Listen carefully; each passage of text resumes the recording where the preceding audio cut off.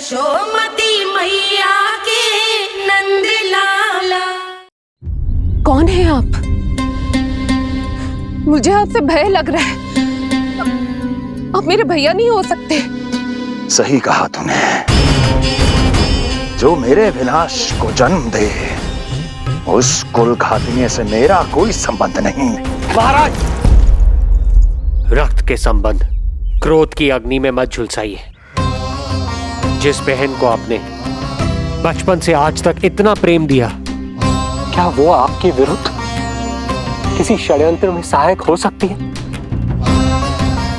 भला हमारी संतान आपका विनाश क्यों करेगी? अपनी नवविवाहित बहन पर कृपा कीजिए महाराज। अपने पुरुषार्थ से आपने कितने असुरों को युद्ध में पराजित किया है। आज वो सब दरबारी बनकर आपकी सेवा करते हैं। हे महापराक्रमी कंस, यदि वो मायावी असुर आपको हानि नहीं पहुंचा पाए तो ये आपकी बहन आपका क्या बिगाड़ सकती है? दया कीजिए महाराज, दया कीजिए। आप बीच में मत पड़िए कुंवर जी। सुना नहीं क्या? इसकी 8वीं संतान मेरा वध करेगी। जब मां ही नहीं बचेगी तो 8वीं संतान के जन्म का तो प्रश्न ही नहीं उठता। यदि ऐसा है तो आप मुझे मार दीजिए। जब मैं ही जीवित नहीं रहूंगा तो देवकी की संतान होने की संभावना ही समाप्त हो जाएगी। अपने बहनोई की हत्या का पाप मैं नहीं कर सकता। और बहन की हत्या का पाप कर सकते हैं? जिसे जीवन भर प्रेम दिया है उसके प्राण लेने का अधिकार है मुझे। प्रिय भैया, यदि आपको इस विषय में इतना संदेह है तो आप हमारी 8वीं संतान के प्राण ले लीजिएगा। बल्कि 8वीं संतान ही नहीं, उसका जन्म होने तक हमारी सभी संतानों का वध आप स्वयं अपने हाथों से कर लीजिए। स्वामी! हे मथुराधिपति, मेरी पत्नी को प्राण दान दे दीजिए। मैं महाराज शूरसेन का पुत्र वसुदेव आपको वचन देता हूं, अपनी 8 संतानों को जन्म देते ही स्वयं आपके सामने प्रस्तुत करूंगा। अपनी 8 संतानों को जन्म लेते ही स्वयं आपके सामने प्रस्तुत करूंगा।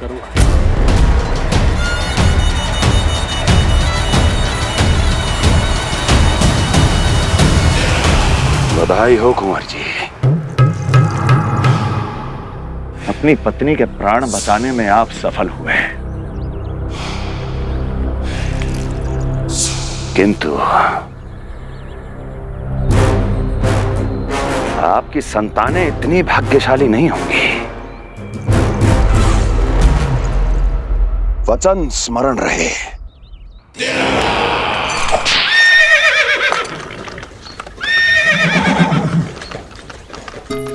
इस तरह रक्त की प्यासी कंस की तलवार की छाया में देवकी और वसुदेव का वैवाहिक जीवन प्रारंभ हुआ।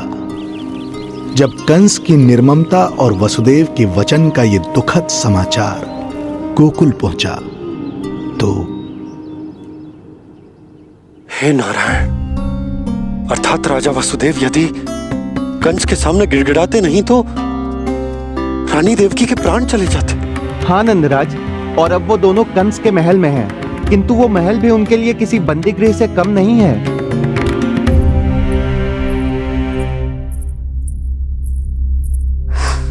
एक भाई अपनी बहन के साथ ऐसा करने की सोच भी कैसे सकता है? मेरा बस चले तो उस दुष्ट कंस को मटके में डाल के ऐसे घोंट के रख दूं जैसे मलाई घोट के माखन निकाला जाता है।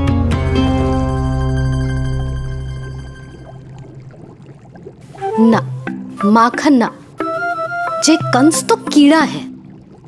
इसे तो पटक पटक के ऐसे मारना चाहिए जैसे कीड़ा निकालने के लिए धान के गट्ठर को पटका जाता है।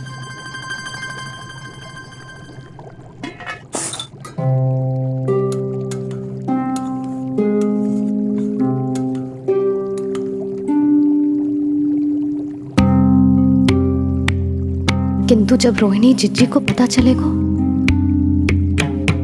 तो वो तो अपने आप को ही दोष देंगे, क्योंकि बालक ना होने के कारण उन्होंने ही वसुदेव जी को राजकुमारी देवकी के साथ दूसरा विवाह करने पर विवश किया था। हे ईश्वर, जिस सुख के लिए रोहिणी जिज्जी ने पत्नी जीवन का सबसे बड़ा त्याग किया था, जब उन्हें पता चलेगा कि वही सुख उस क्रूर कंस ने छीन के मटिया मेट कर दिया है, तो कितना कष्ट पहुंचेगा।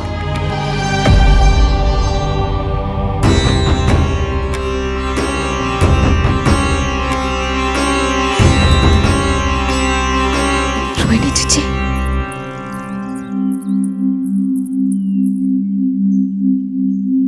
गोप नरेश, कृपया मुझे अपने भैया के पास ले चलिए।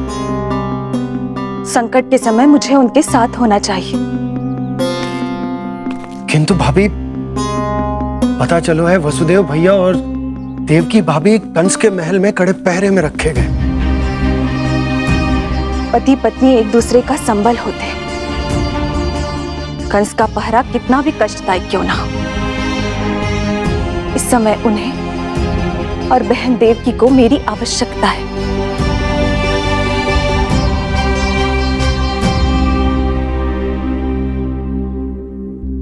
ये मेरी व्यवस्था है। ये यादव कुलदीपक होकर भी आपको इस महल में बंदियों की तरह रहना पड़ रहा है, और मैं कुछ कर भी नहीं पा रही। काश आपने मुझसे विवाह ही ना किया होता। तो क्या मैं अपने भाग्य से भाग पाता देवकी? पूर्व जन्म के कर्मों के फलस्वरूप जो हमारी नियति में लिखा है वो तो हमें भोगना ही है। श्री हरि क्या करते हैं, कब और क्यों करते हैं, ये दुख हमारे जीवन में किस उद्देश्य से आए हैं, इन रहस्यों का पता लगा पाना हम मानवों के लिए संभव नहीं है देवकी।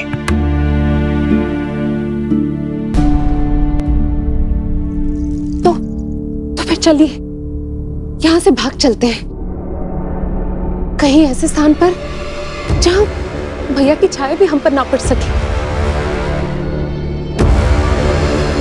नहीं प्रिय, कंस के गुप्तचरों की दृष्टि हम पर अवश्य होगी, और मैं ऐसा कोई कार्य नहीं कर सकता जिससे तुम्हारे जीवन पर कोई संकट आए।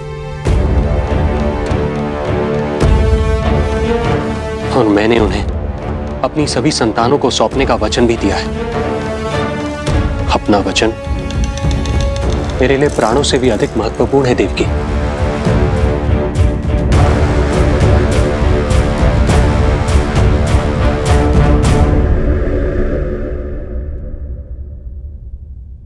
राजन, राजकुमारी, गोकुल से रानी रोहिणी और गोपराज नंद पधारे हैं।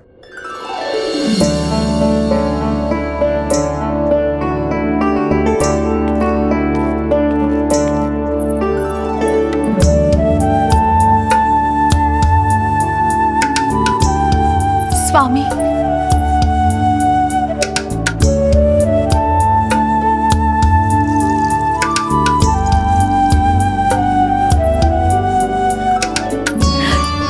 बहन, दीदी,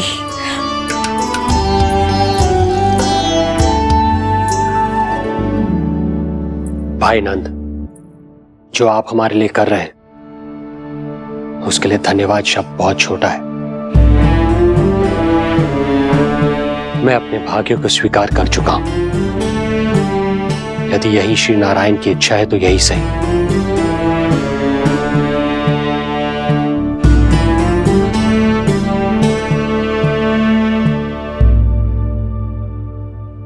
भाई नंद, इस समय मथुरा का वातावरण अनुकूल नहीं है, आपको जाना चाहिए। यशोदा भाभी भी चिंतित हो रही होंगी, उनसे कहिएगा हम यहां सुरक्षित हैं अभी तक।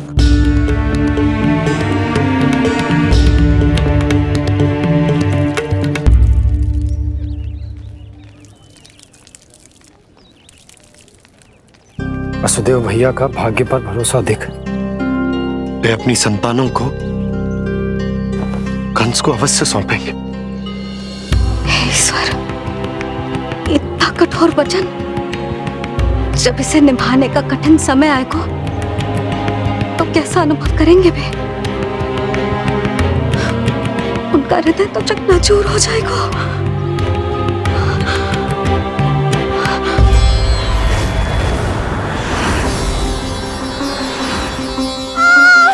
सब्र से सब ठीक हो जाएगा। देखिए, मैं महाराज शूरसेन का पुत्र वसुदेव आपको वचन देता हूँ, अपनी 8 संतानों को जन्म देते ही स्वयं आपके सामने प्रस्तुत कर दूंगा।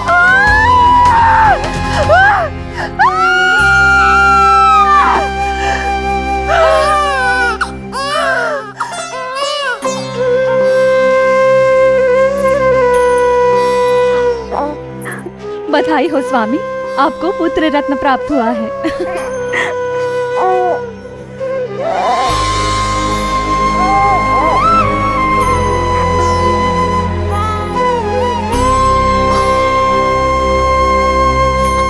महाराज को पता चला तो क्या होगा?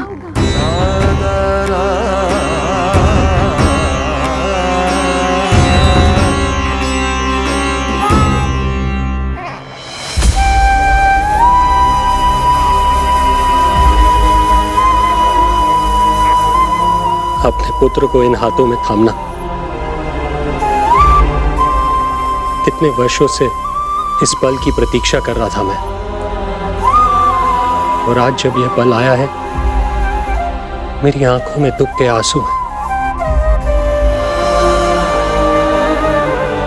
एक पिता जब प्रथम बार अपनी संतान को गोद में उठाता है तो सबसे पहले यह सोचता है कि उसे क्या नाम दूं, उसका सुनहरा भविष्य कैसे सुनिश्चित करे। किंतु मैं वो भाग्यहीन पिता हूं जो अपने पुत्र का भविष्य मृत्यु के अंधकार में डुबोने जा रहा है। मैं इसे नाम देकर क्या करूंगा?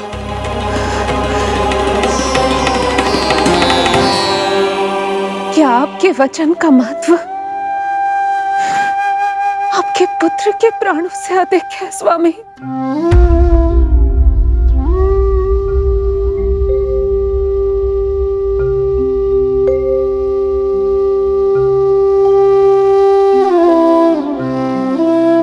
श्री नारायण का दूसरा नाम सत्य होता है देवकी।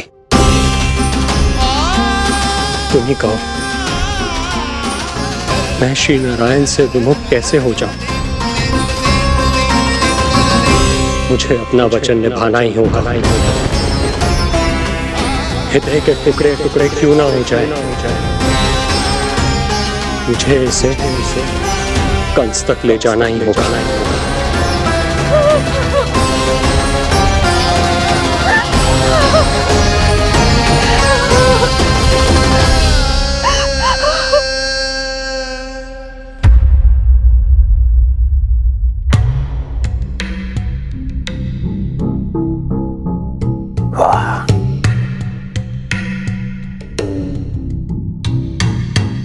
इतना स्वादिष्ट भोजन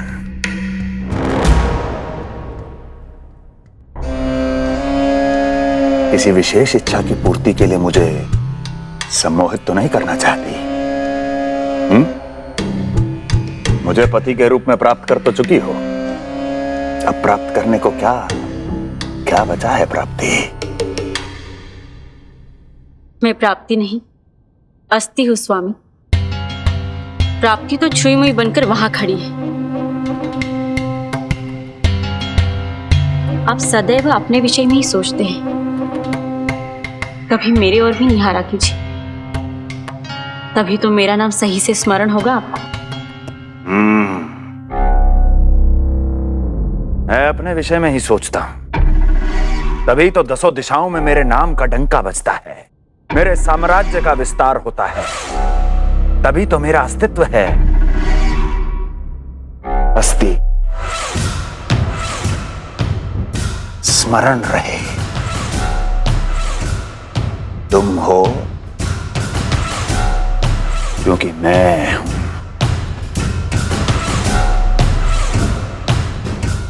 वन में यदि सिंह न हो तो उसके आश्रिति पर गीदड़ भी आक्रमण कर देते हैं।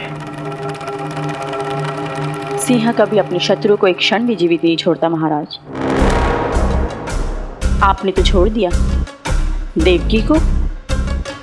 सिंह नहीं, आप वो गाय हैं जो अपनी कसाई से अथाह प्रेम करती है।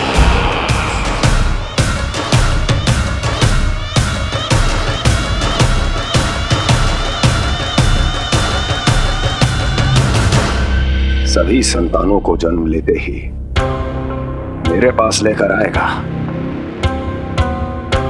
ये वचन दिया है वसुदेव ने मुझे। तो फिर आया क्यों नहीं महाराज? प्रथम शिशु का जन्म तो हो चुका है।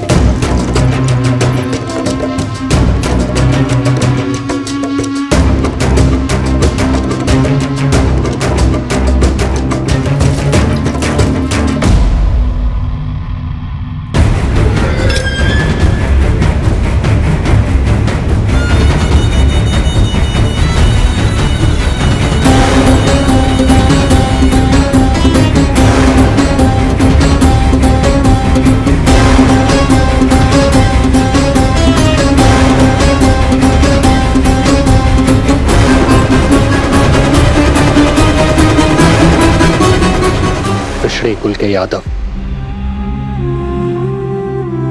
अपना वचन मिथ्या नहीं होने देते महाराज।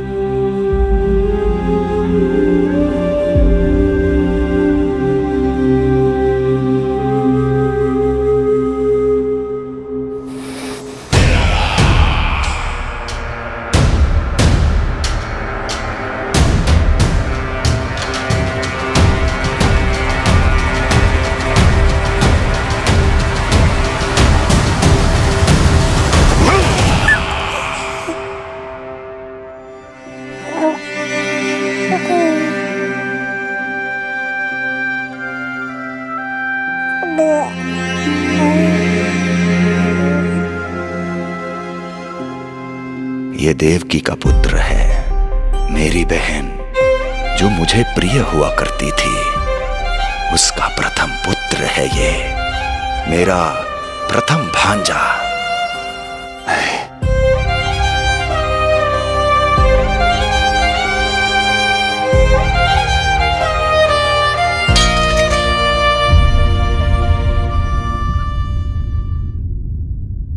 इसे वापस ले जाइए कुंवर जी।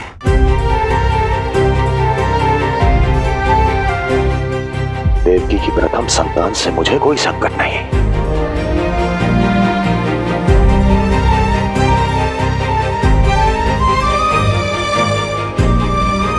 और आपको क्या लगता है कुंवर जी कि मैं कोई राक्षस हूं क्या?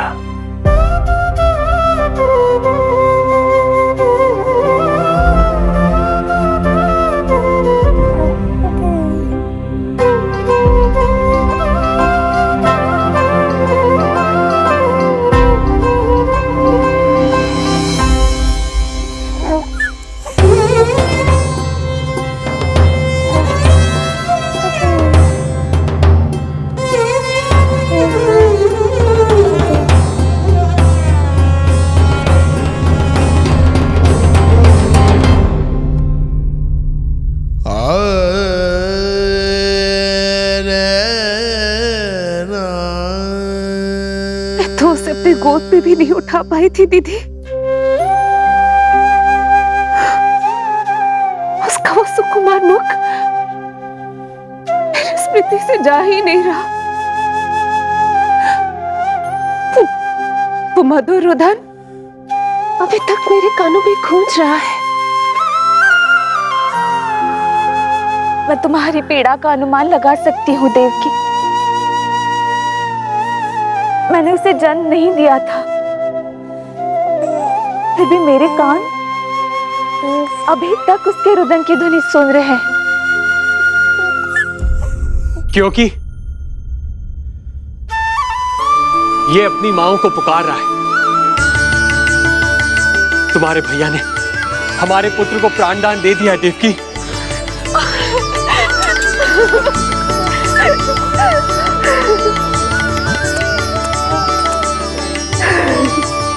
स्वामी, अब अपने पुत्र का नामकरण कीजिए।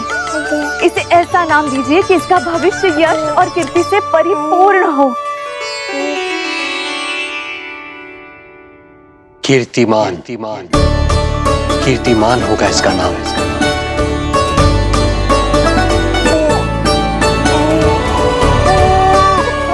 कीर्तिमान।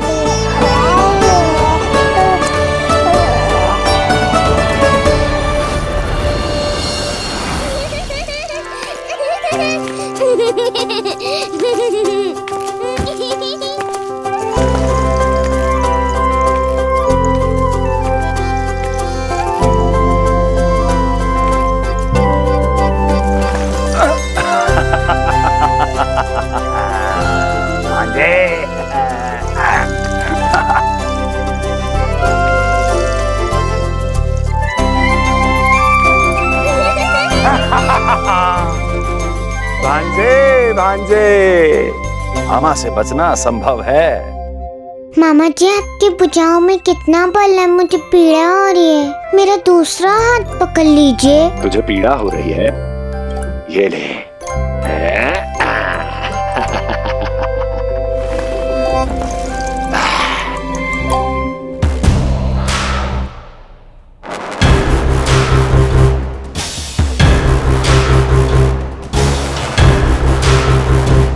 नारायण नारायण। मामा जी मूर्ख बन गए, मामा जी मूर्ख बन गए, मामा जी मूर्ख बन गए। इतना दुस्साहस! जा खेल। अब मामा जो है देवर्षि के साथ मंत्रणा करेंगे। जा खेल।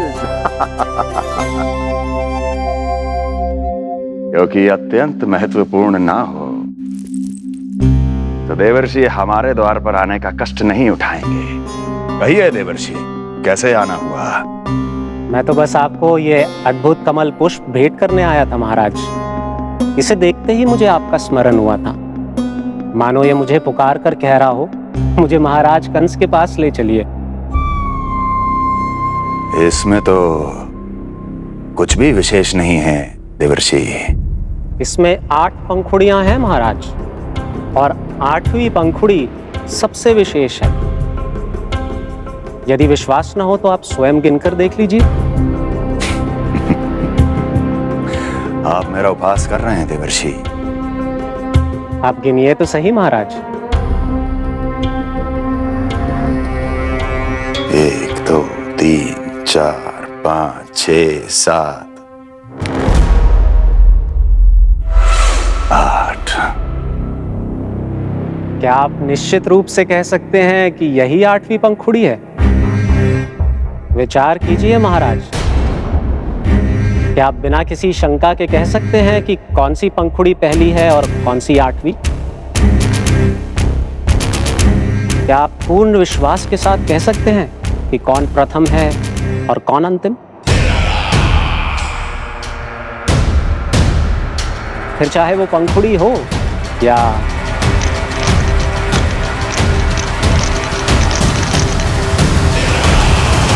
सावधान करने के लिए धन्यवाद देवर्षि।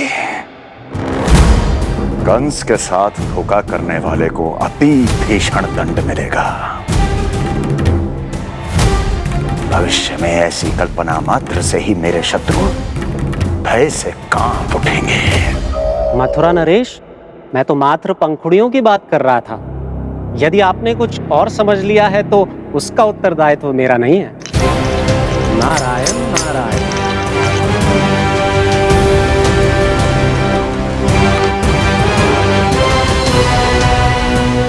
विचार कीजिए महाराज।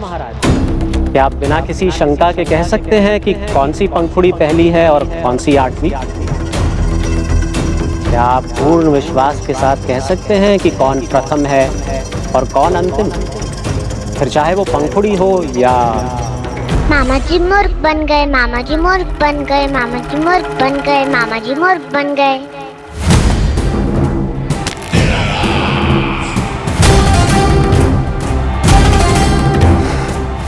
कंस को कोई मूर्ख नहीं बना सकता। कीर्तिमान। जी मामा जी। क्रोध काम लोभ मद मोह मत्सर, क्रोध काम लोभ मद मोह मत्सर, क्रोध काम लोभ। मामा जी मुझे दर्द हो रहा है।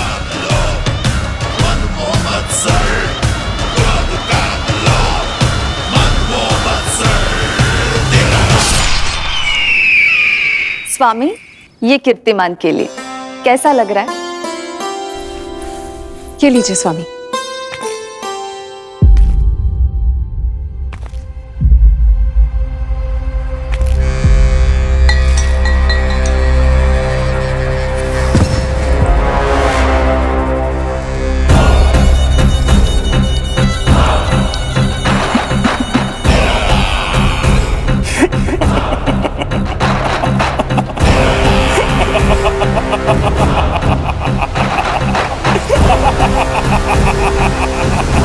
नेत्रों के सामने अपनी संतान की हत्या होते हुए देखना कितना पीड़ादायक रहा होगा ये दृश्य। किंतु प्रभु, यदि देवर्षि नारद कंस के हृदय में संदेह का बीज न बोते तो कंस ऐसा कभी नहीं करता। तो फिर उसे उकसाए ही क्यों देवर्षि ने? आप भूल गए देवराज, समस्त संसार में जो भी होता है मेरी इच्छा अनुसार ही होता है। यही प्रश्न नारद ने भी मुझसे पूछा था।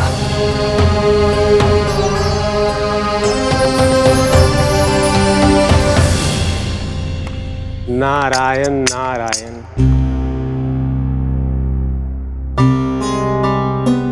छोटे से बालक की इतनी निर्मम हत्या और माध्यम बना मैं। प्रभु, ये कैसी लीला है आपकी? अभी तो देवकी की 5 और संतानों की हत्या होना शेष है नारद।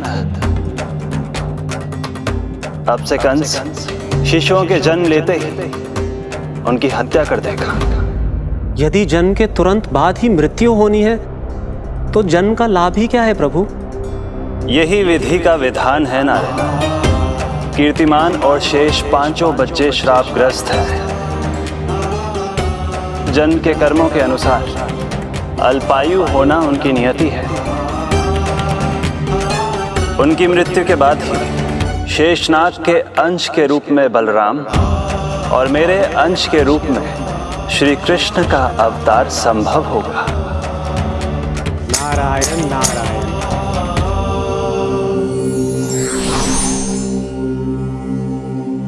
देवकी के पुत्र एक के बाद एक जन्म लेते रहे और उनकी हत्या कर कंस अपने पापों की संख्या में वृद्धि करता रहा।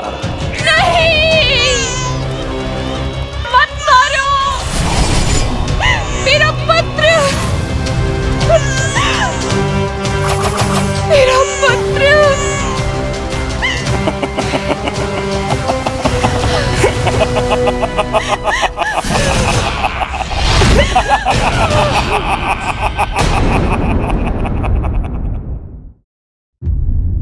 अब उसकी क्रूरता की कथा ऐसे मोड़ पर आ पहुंची जहां से वापसी असंभव है,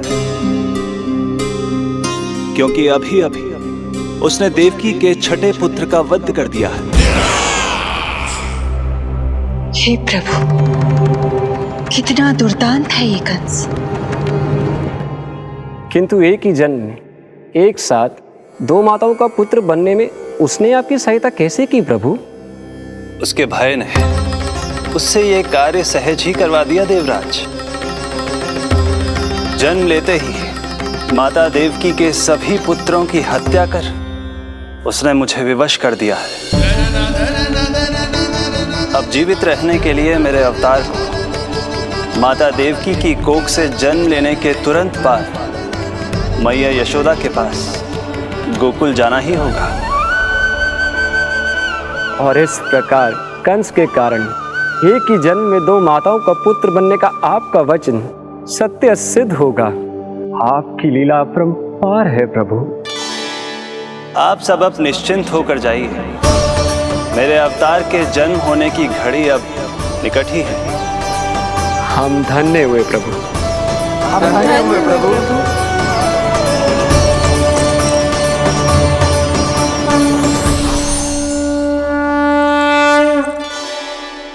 मुझे तो अभी से मैया यशोदा के साथ आपको खेलते हुए देखने की उत्सुकता हो रही है।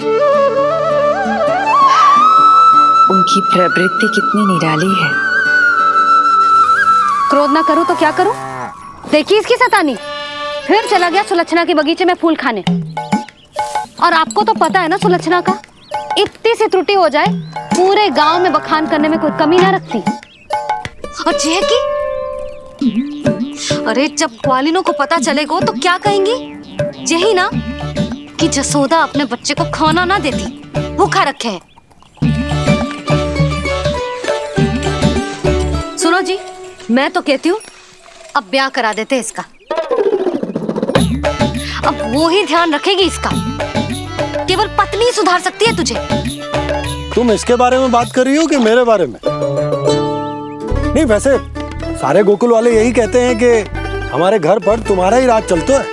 हे नारायण, ये परिहास की बात है क्या? मैं इतना दबा के रखती हूँ क्या आपको? यशोदा, हास की बात थी। रामू के कारण मुंह से निकल गई। तुझसे तो मैं बात ही ना करूंगी। कर अपने मन की।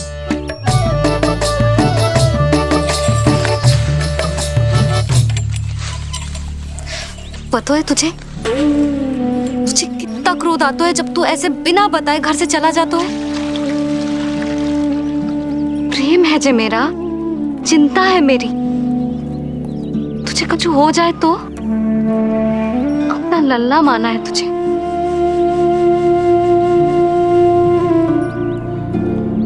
मेरे भाग्य में तो मां बनना लिखो ही ना है।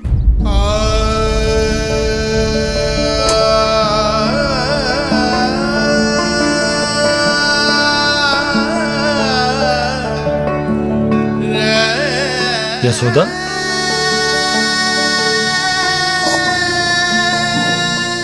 आपको पता है, जब मैं छोटी थी इसके जैसी चंचल थी।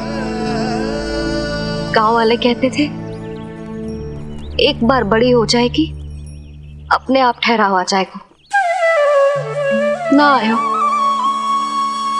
फिर बड़े बूढ़े कहने लगे चिंता की कछु बात ना है, एक बार शादी हो जाएगी सब ठीक हो जाएगा। ना हुआ। फिर सबन ने कही एक बार बालक हो जाने दो, गोद भर जाएगी अपने आप परिपक्व हो जाएगी। पर गोद तो भरी ही ना मेरी। बालक तो हुआ ही ना। उस पर जब जे भी भाग जाता है तो मुझे रह रह के यही स्मरण होता है कि कमी मुझ में ही है। मैं ही किसी बात का ध्यान न रख पाती। संभव है यही कारण से नारायण ने बालक ना दियो मुझे। यदि देते तो बहुत बुरी मैया बनती मैं। यशोदा, क्या होगा तुम्हें? कहाँ की बात कहाँ लेकर जा रही हो तुम?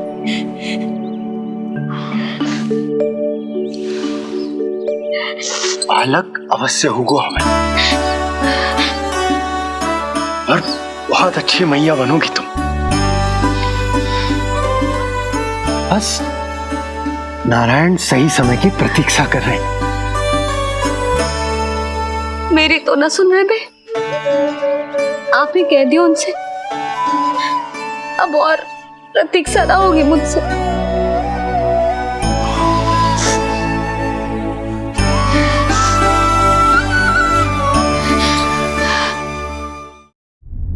प्रतीक्षा तो अब मुझसे भी नहीं हो रही मैया।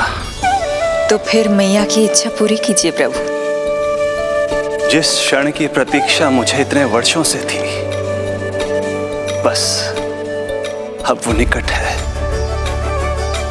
किंतु प्रभु, आपको तो माता देवकी का 8वां पुत्र बनकर जन्म लेना है, तो फिर 7वां पुत्र?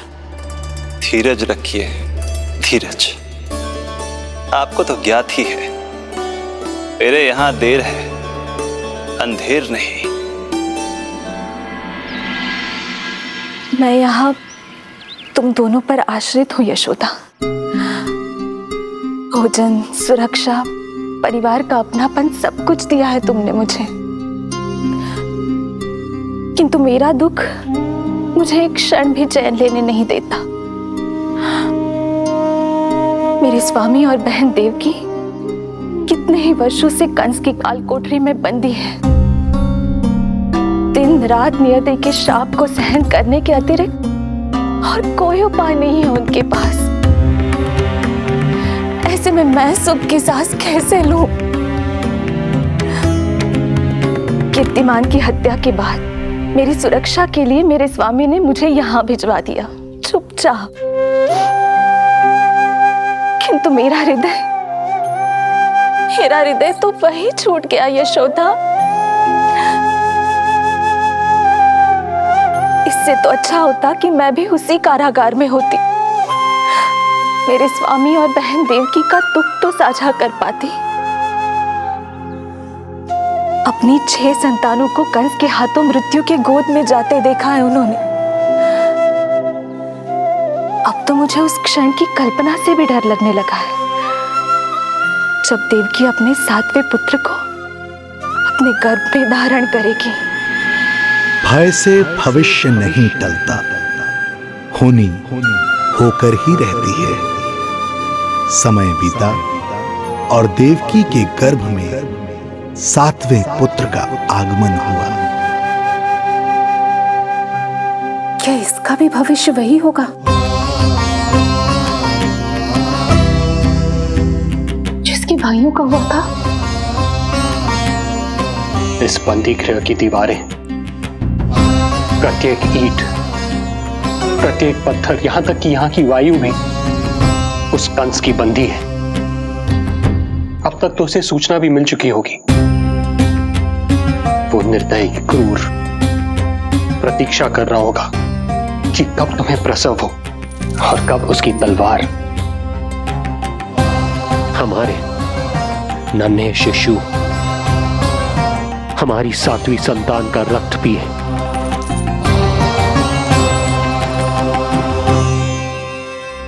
दुर्जन, तुम देवकी की कालकोठरी के बाहर स्वयं उपस्थित रहोगे, प्रत्येक पल 8 प्रहर। जैसे ही शिशु पहली श्वास ले, तुम मुझे सूचित करोगे। अवश्य महाराज, आज्ञा दें।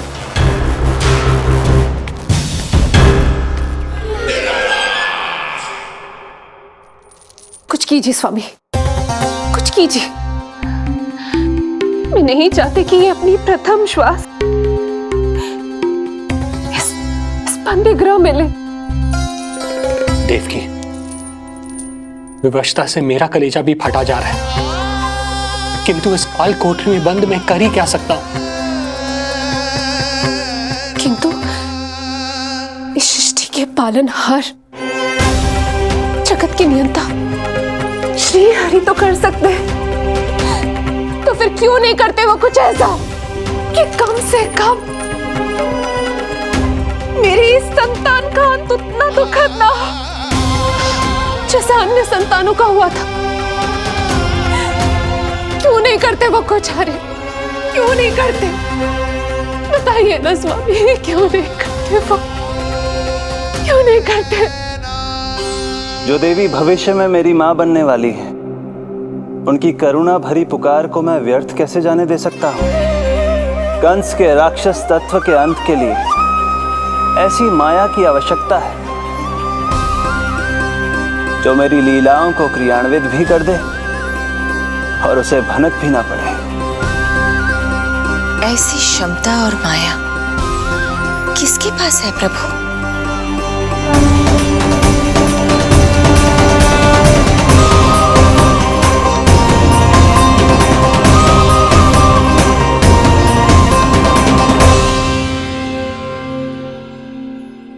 ओम नमो आकर्षिणी ज्वाला मालिनी, ओम नमो भगवती क्लेशनाशिनी।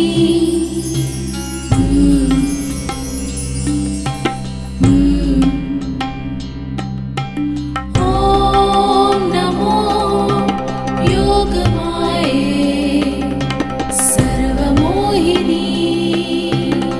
ओम नमो योगमाये आज्ञा दीजिए प्रभु। माता देवकी का गर्भपात करके उस संतान को रानी रोहिणी के गर्भ में स्थापित कीजिए देवी।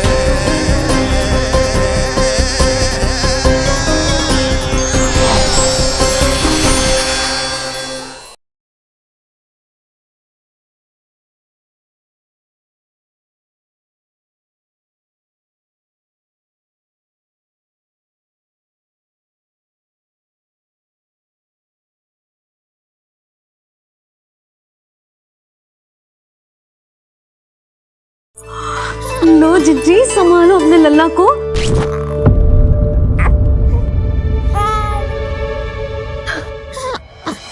कौन है? हाँ, गोकुल का राजकुमार है।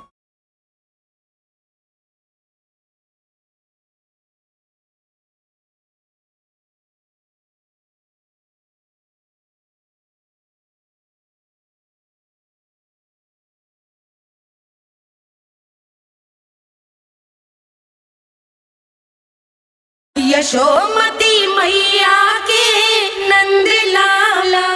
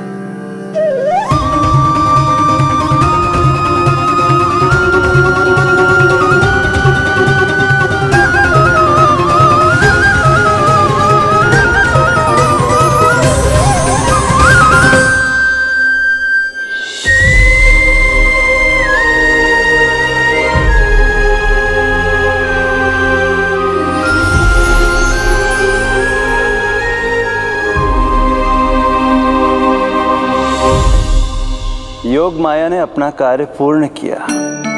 सुबह सूर्य की रश्मियां देवी रोहिणी को ऐसा संदेश सुनाएंगी जिसे सुनकर वो प्रसन्नता से झूम उठेंगी।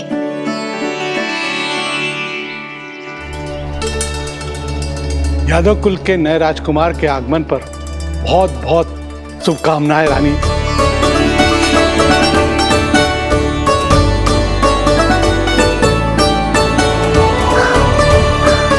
यशोदा, मैं माँ बनने वाली हूँ। यशोदा, सुना तुमने? चिच्ची, मैं माँ बनने वाली हूँ। मैं माँ बनने वाली हूँ यशोदा। मैं अरे संभाल के जीजी चिकार कर रही हो। बधाई हो चिच्ची, बधाई हो, बहुत बहुत बधाई हो।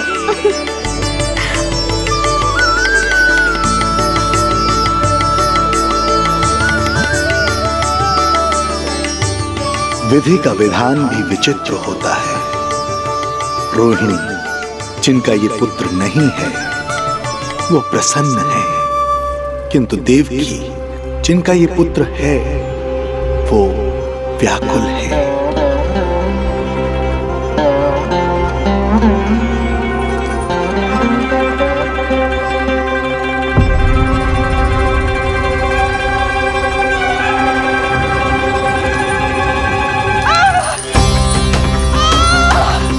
क्या हुआ देवकी? तुम ठीक तो हो? स्वामी, स्वामी मेरा पुत्र, स्वामी हमारा पुत्र चला गया। स्वामी, हमारा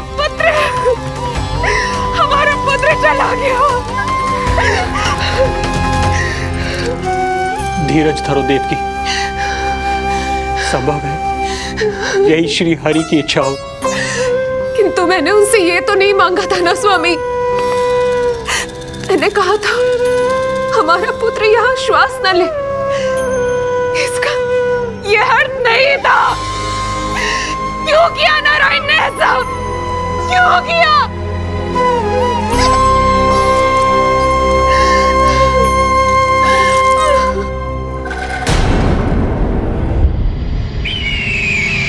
तो ये सत्य है महाराज, राजकुमारी देवकी का गर्भपात हो गया है। बच गया वो शिशु। किंतु यदि मेरे हाथों उसकी मृत्यु होती तो अधिक कष्ट होता उसे। सुख में समय पंख लगाकर उड़ता है।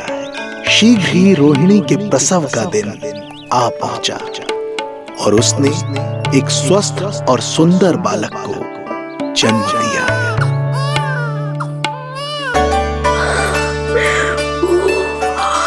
लो जिज्जी, संभालो अपने लल्ला को, जी भर के निहार लो इसे।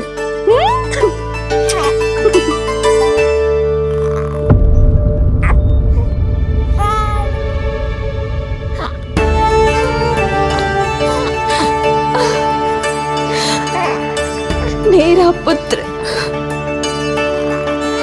राजकुमार।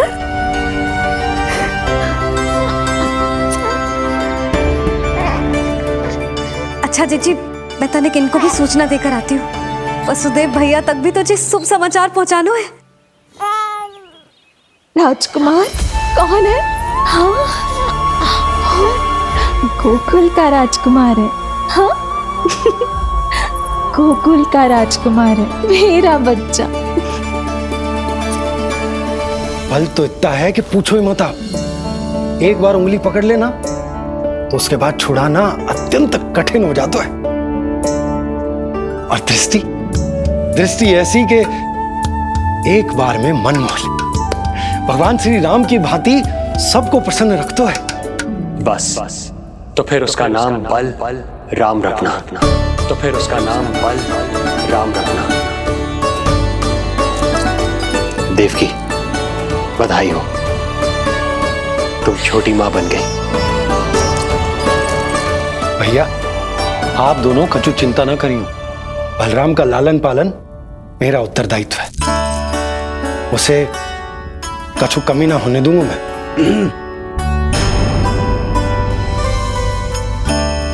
मुझे चलना चाहिए। कितने वर्षों बाद तुम्हारे कारण शुभ समाचार मिला है हमें। श्री नारायण हमेशा तुम पर कृपा बनाए रखें।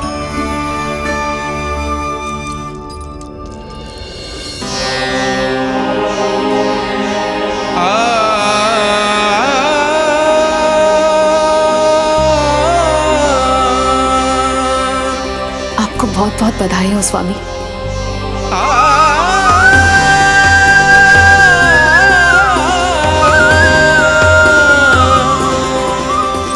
देवकी, क्या हुआ?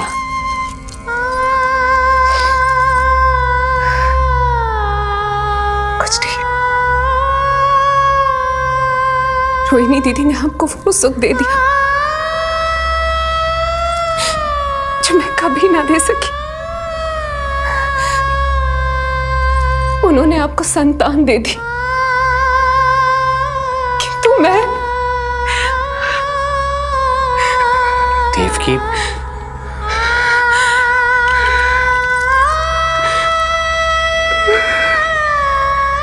इस समय जो व्यथा माता देवकी की है वही पीड़ा माता यशोदा की भी है।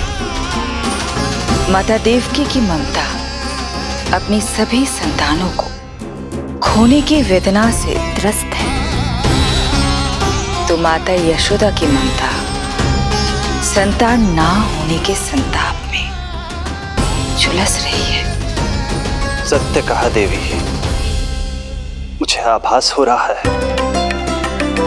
मैया यशोदा का हृदय मुझे अपनी गोद में खिलाने के लिए कितना व्याकुल है। सच्ची श्री हरि, सच्ची में प्रसन्न हूं मैं कि आपके आशीर्वाद से रोहिणी जी को इतना प्यारा लल्ला हुआ है। पर मुझसे क्या त्रुटि हुई नारायण?